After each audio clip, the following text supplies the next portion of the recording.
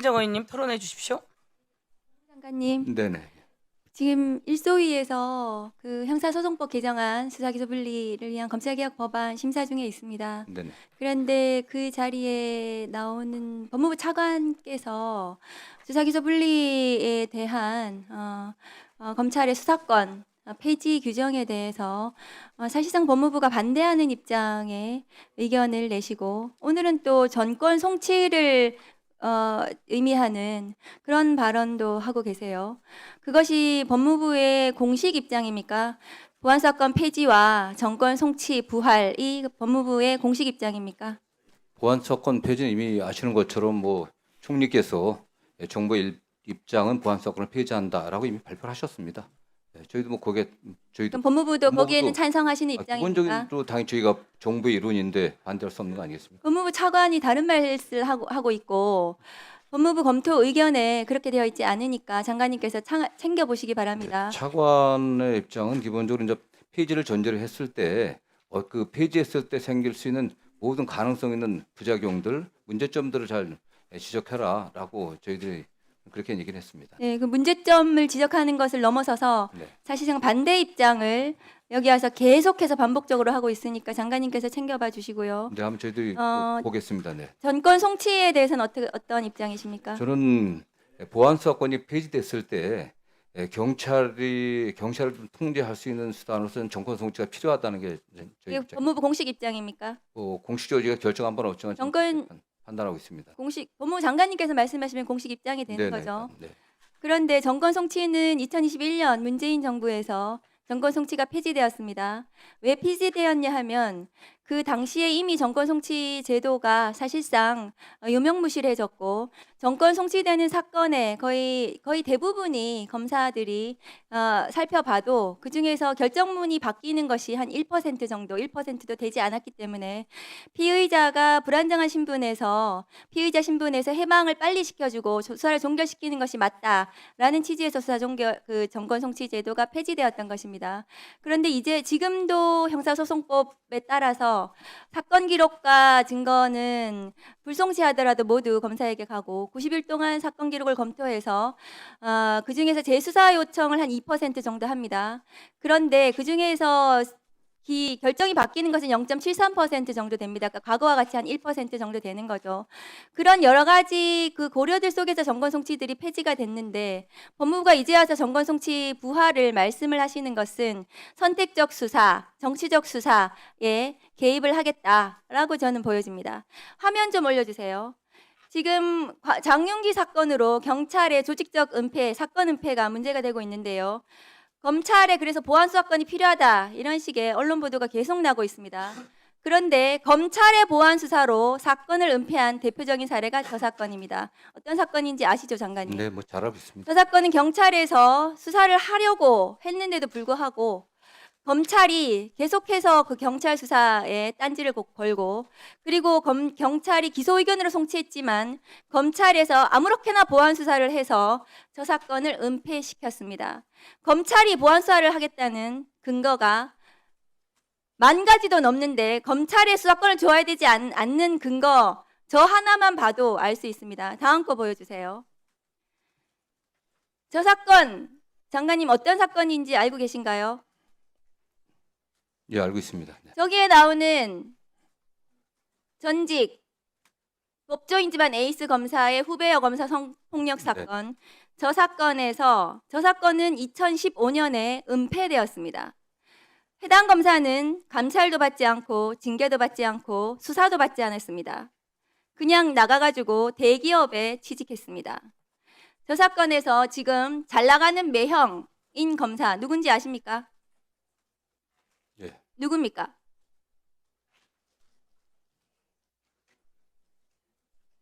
장관님 모르십니까? 뭐 제가 갑자기 이름 좀 물어보니까 좀 생각이 안 나는데 알고 있지. 제가 이 사건 네, 말씀하시죠. 네, 알고 있습니다. 네. 말씀하십시오. 한동훈 검사입니다. 저 사건은 지금 장윤기 사건하고 마찬가지로 장윤기 사건이 경찰의 조직적인 은폐, 경찰의 유착을 통해서 사건이 은폐되었다면 저 사건은 검사가 가해자이고 검사가 연루된 사건으로 저 사건은 은폐되었습니다. 검찰에서. 1분 더. 예, 1분 더 드리십시오. 사건 자체가 수사조차도 시작하지 않았습니다. 장관님, 경찰 수사의 문제점을 검찰의 보안 수사로만 해결할 수 있다고 생각하신다면 저런 사건은 그러면 어떻게 사건 은폐를 막을 수가 있습니까? 검찰에서 사건을 은폐했는데요. 어떻게 은폐를 막을 수 있습니까? 저 당시에는 수사가 진행이 되지 않았습니다. 예, 예. 어쨌든 뭐 의원님 지적한 그 사건들은 저도 그 당시 너무 정치를 하고 있었기 때문에 잘 알고 있고 굉장히 문제가 심각한 그러니까요. 사건들입니다. 저 사건의 그러나 해당 피의자는 징역 10월에 실형을 선고받았습니다. 그런데 저 사건이 당시에는 은폐되었고요. 2018년 서지영 검사의 미투로 비로소 재수사가 되기 시작했고 그래서 드러났습니다. 세상에. 사건의 은폐가 검찰하고 경찰 지금 장윤기 사건하고 은폐 구조가 비슷한데 지금 경찰도 구속이 되고 검경이 수사해서 처벌하고 있습니다. 처벌이 가능한 사건이죠. 그런데 저 사건은 처벌도 되지 않고 1분 더 드리세요. 검사 수사에 검찰의 문제, 검찰의 사건 은폐를 바로잡기 위해서 보안 수사가 필요하다면 검찰의 모든 사건을 공수처로 보내서 공수처에서 보안 수사를 통해서 사건 은폐를 바로잡아야 되지 않겠습니까? 예, 어쨌든 뭐 경찰 수사의 문제점을 검사의 보안 수사로만 문제를 해결할 수 있다고 하신다면 검사가 저렇게 은폐하는 사건들, 검찰의 은폐는 공수처로 모든 사건을 송치해서 공수처가 사건을 다시 들여다보고 검사의 사건 은폐를 바로잡아야 될 것입니다. 경찰 수사의 문제점을 지금 검찰을 개혁하려는 이유가 검찰 수사가 문제가 돼서 개혁하려고 하는데 다시 경찰 수사의 문제점을 검사에게 수사권을 주는 방식으로 해결해서는 안 되는 그런 사건입니다. 장관님. 그래서 검사들이 사건을 제대로 처리할 수 있도록 공소청으로서 제대로 역할을 할 수 있도록 법무부에서 준비해 주시기 바랍니다. 뭐 의원님 이미 저 사건이 있을 때 검찰과 지금 검찰 다릅니다. 의원님들께서 입법해 주신 공소청, 중수청 나눠져 있고요. 검찰은 독자적으로 수사를 개시할 수가 없습니다. 인지할 수가 없습니다. 그리고 지금 뭐 보안수사 관련해서 말씀드린 것처럼 보안수사 폐지는 정부의 기본적인 입장입니다. 그리고 의원님이 1, 2%라고 말씀하지만 검사가 관련된 사건들이 도대체 몇 건이겠습니까? 정치 사건이 몇 건이겠습니까? 다 합쳐봤자. 정말 문제되는 사건은 그런 사건이 아니라 주로 여성인 피해자인 성범죄들, 아동학대, 노인학대, 장애인학대 등 사회적 약자들, 또 사회적 약자들을 대상으로 한 그런 사기 범죄들 같은 경제 범죄들 굉장히 어렵습니다. 이런 것들이 1, 2%라고 말씀하시지만 수십만 건 중에 사건에 그런 거 1%는 몇천 건이 넘습니다. 저도 지금 의원님도 검찰에 계셨으면 알겠지만 법무부 장관으로서 그런 유형의 사건들을 매일 보고를 받습니다. 그게 저희들이 뭐 언론 플레이를 하는 게 아니라 검찰이 또 물론 면밀히 보고 있어 갖고서 뭐 밖에 알려지는 것도 그런 이유도 있겠지만은 굉장히 많습니다. 사실은 그 1%의 그 억울한 사람들 없게 하는 게 검찰제도의 존재 이유 아니겠습니까? 이미 그래 그게 0.73% 하더라도 그게 작은 게 아닙니다. 그래서 그렇기 때문에 지금 현재 수사 구조가 돌아가는 걸 한번 면밀히 보십시오. 예. 재수사 요구든 보안수사 요구든 그 현실이 어떻게 돌아가는지 그 과정에서 피해자들이 억울하지 않게 하기 위해서 여러 가지 주장을 하는 겁니다. 네. 그 1%를 갖다 1분 더 드릴까요, 박은정 의원님? 그 1%를 봐야 됩니다. 드리세요. 예. 1% 때문에 검찰이 존재하는 겁니다. 그러니까요. 1%에 대해서 지금 검찰이 불송치 사건에 대해서 재수사 요청을 해서 결정을 뒤집는 게 0.73% 정도 됩니다. 재수사 요청으로 지금 하고 있고요. 장관님께서 지금 성폭력 사건 얘기하셨는데 지금 아까 제가 예를 든 저 사건이 성폭력 사건입니다. 저 사건의 피해자가 눈물로 호소하고 있잖아요. 김학의 사건의 맞습니다. 그 피해자가. 당시에 국민 여러분 살려주십시오라고 얘기하고 있잖아요. 그러니까 검찰이 검사가 관련됐기 때문에 문제지만은 그런 사건이 많습니다. 검사 관련이 문제가 아니죠. 검사와 관련된 사건도 저렇게 하는데 일반 피해자는 어떻겠어요? 지금은 그런 구조가 아니지 않습니까? 지금은요. 지금 구조가 똑같은 구조 수사권이 지금 가지고 있는 한 똑같죠. 검사들이 지금 저 검찰 사건을 수사 안 저렇게 합니다. 은폐한 이미 이유는 중수청, 공소청 대한 검사들이 수사를 할 수가 사건을 없습니다. 은폐한 이유는 검사가 검사가 수사 개시를 수사권과 못하는데 기소권을 무슨 같이 말씀 가지고 있기 하십니까, 그게? 때문입니다. 네. 검사가 수사권과 기소권을 같이 가지고 있기 때문에 사건이 은폐될 수 있었던 구조이고요. 그렇기 때문에 이미 중수청, 공소청 그래서 만들어졌지 않습니까? 검사에게 사건을 공수처도 주는 만들어져 방식으로 있습니다. 법무부 장관님. 아니 말할 기회 좀 주십시오 좀요. 네. 인사 말씀드릴 기회를 드릴 테니까요. 그렇죠. 예. 우선 그 박은정 의원님이 말씀하실 시간이었잖아요. 예. 말씀해 보세요. 답변. 아 이미 네. 국회에서 아니 우선 박은정 의원님 하셨고요. 또 필요하면 다시 신청하시고요. 아니 국회에서 이미 예. 입법화 법무부 돼갖고 말씀하세요. 검찰의 수사 개시권이 이미 박탈됐습니다. 그리고 중대한 네. 범죄는 중수청으로 가는 거고, 네. 그다음에 일반 범죄는 경찰이 수사하게 돼 있습니다. 지금 보안 수사 문제는 1차적인 수사기관들 해온 사건에 관련해서 보완하는 정도입니다. 물론 그게 문제가 된다고 하니까 그 자체를 박탈한다고 하면 그 과정에서 피해자들의 권리가 충분히 보호되고 국민의 기본적 인권이 충실하게 보호될 수 있게 그 제도적 장치를 저희는 요구하는 겁니다. 네. 그런 면에서 의원님들께서 수사 현실을 좀 냉정하게 좀 객관적으로 봐주셨으면 좋겠다는 말씀입니다. 네. 아니 잠깐만요. 이제 조금 지나고 하세요. 아니 지나고 하세요. 아니 잠깐 지나고 하시고요. 박은정 의원님, 김남희 의원님 잠깐 기다리시고요. 우선 사회권이 저에게 있기 때문에요.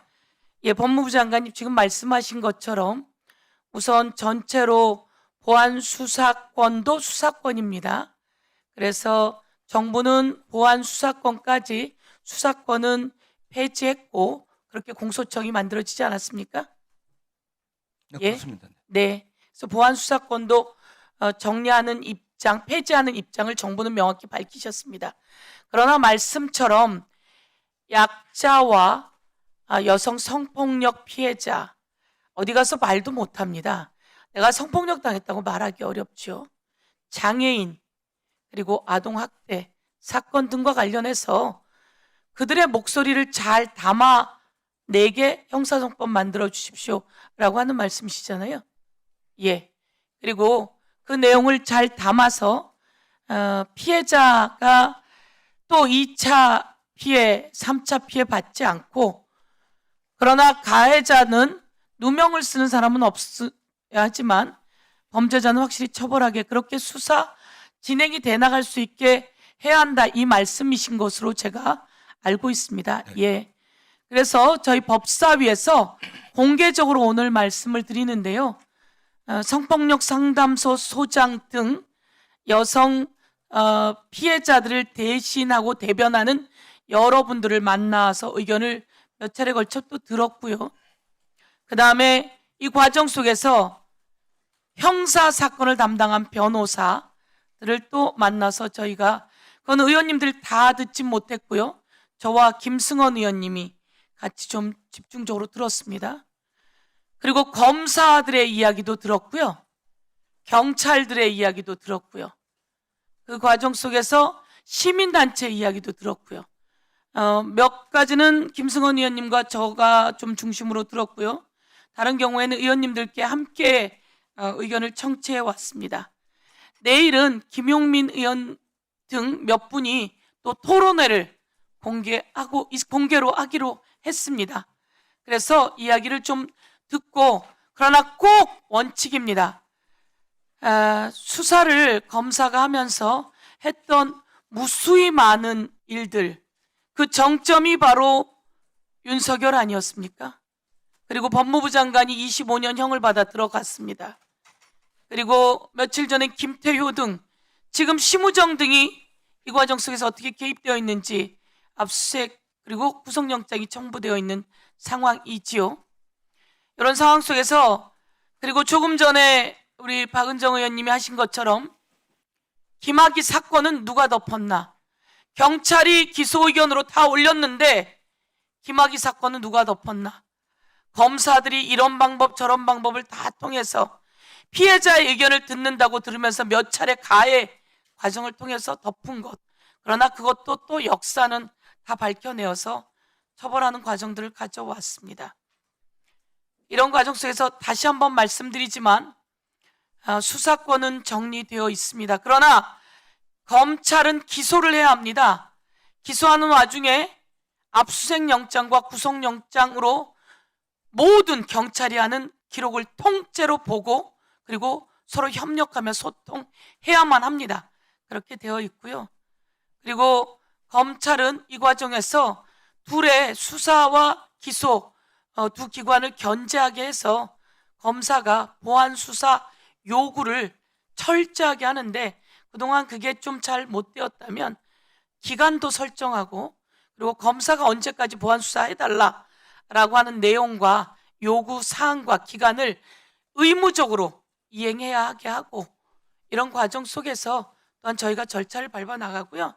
그리고 피해자들이 수사 과정 속에서 사실은 검사한테나 경찰한테나 말 제대로 못하고 자기 얘기하기 어렵습니다. 그럴 때 그걸 잘 안 들어주면 이의 제기도 해서 수사관도 교체하게 하고 저희가 그 이야기를 쭉 들어서 우리 김한규 원내 수석과 이 수석들이 모인 TF 안에 그 내용이 또 들어 있습니다. 김승원 우리 간사님과 하는 그래서 그런 내용을 중심으로 가면서 꼭 약자와 소수 피해자의 이야기들을 잘 넣도록 하겠다 이런 말씀 드리겠습니다. 예, 그 말씀 드리면서 그런 의미에서는 우리 법무부 장관님도 같은 생각이시죠? 예, 그리고 박은정 의원님도 같은 생각이셨어요. 예, 그러나 검찰이라고 하는 권력기관을 개혁하는데 어찌 또 그 어려움이 없겠습니까? 그래서 서로 소통하면서 해나가면 좋겠다 말씀드리겠습니다. 예, 김남희 의원님 토론해 주십시오.